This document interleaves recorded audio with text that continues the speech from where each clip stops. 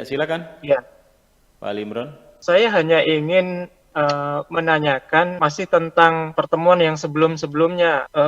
Ketika kita ingin berkomunikasi dengan Allah melalui sholat istikharah misalnya, bagaimana caranya bahwa kita mendapatkan sinyal dari Allah Subhanahu wa taala bahwa apa yang kita lakukan itu benar. Karena kalau saya diajari orang tua itu kan pakai af'al la taf'al kayak gitu, pakai kayak pacokan gitu. Bagaimana caranya orang yang awam seperti saya ini bisa betul-betul merasakan bahwa itu adalah bimbingan Tuhan, kemudian ini ilmu betul-betul dari Tuhan, dari Allah Subhanahu wa taala. Bagaimana kita bisa betul-betul bercengkrama begitu dengan Tuhan? Terima kasih. Ya, Ya. terima kasih Mas Ali Imron di Ciputat, Iya. Jakarta. Saya setiap saat, setiap hari, banyak tamu datang bertanya kepada saya, tolong tanyakan kepada Tuhanmu, Buya Syakur. Saya ingin menikah dengan seorang perempuan namanya Pulan-Pulana. Bagus atau tidak? Saya istikharah, membantu orang itu, bagus atau tidak. Kadang-kadang jawabannya adalah tidak bagus, tidak. Bagus tidak, jelek juga tidak, sedang-sedang saja. Tetapi jawaban Tuhannya itu jangan tergesa-gesa menunggu sekian bulan lagi. Ya. Saya sampaikan, dia ketawa. Memang iya Pak Kiai, saya masih dalam idah katanya. Saya sedang dalam keadaan idah belum selesai, idahnya masih 2 bulan lagi. Ya kan artinya kan jangan mempermalukan saya di hadap Tuhanku kok.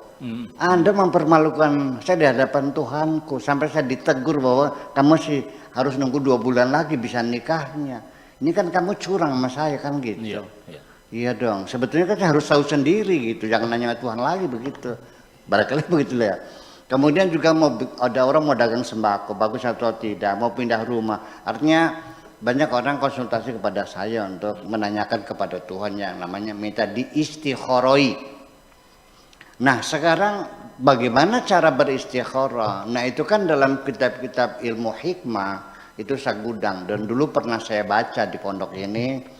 Kita sudah menghatamkan sekitar 6 kitab ya. Ada Syamsul Ma'arif Kubro, ada Jawahirul Lama'ah, ada Sumusul Anwar, ada Mamba Usul Hikmah. Banyak saya baca semudah-mudahan semuanya ilmu hikmah itu. Karena bagaimanapun juga saya sedih sekali banyak para ustadz, para kiai di mana Islam segudang ilmu hikmah. Kok kenapa ada ustadz kok datangnya ke dukun kepet?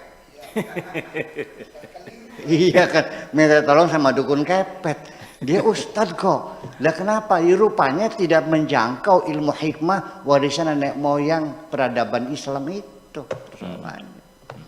Nah gitu. Nah jadi medianya ada istikharah tuh, kalau yang umum biasanya itu sholat istikharah 2 rakaat.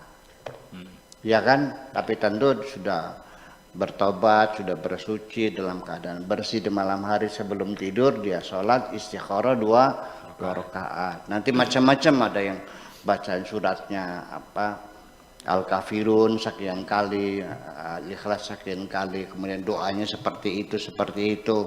Nah nanti jawaban Tuhan itu dalam mimpi kita akan melihat mega hitam, artinya buruk, tidak bagus. Nanti mimpi lagi, kalau mimpinya melihat mega putih berarti bagus. Ada lagi dengan istikharah Al-Quran.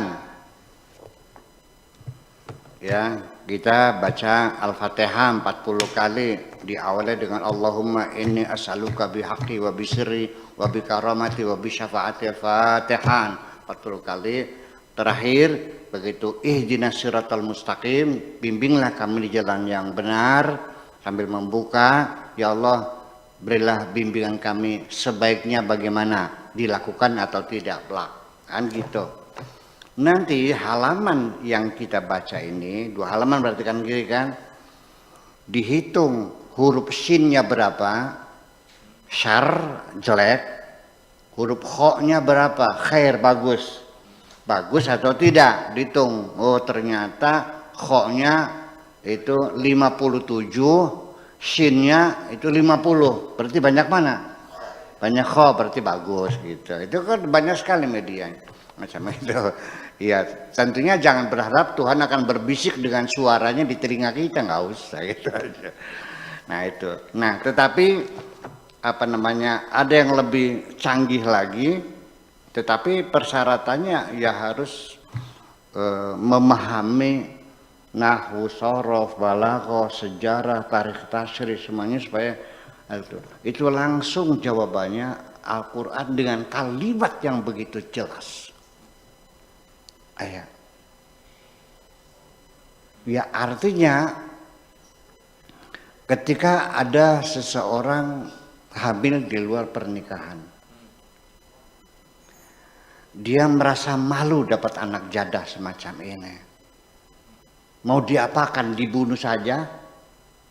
Ya kan? Atau dibuang saja? Bertanya kepada Tuhan. Dibuka Al-Qur'annya. Itu Ummi Musa disuruh oleh Tuhan untuk melepaskan anaknya itu ke sungai Nil.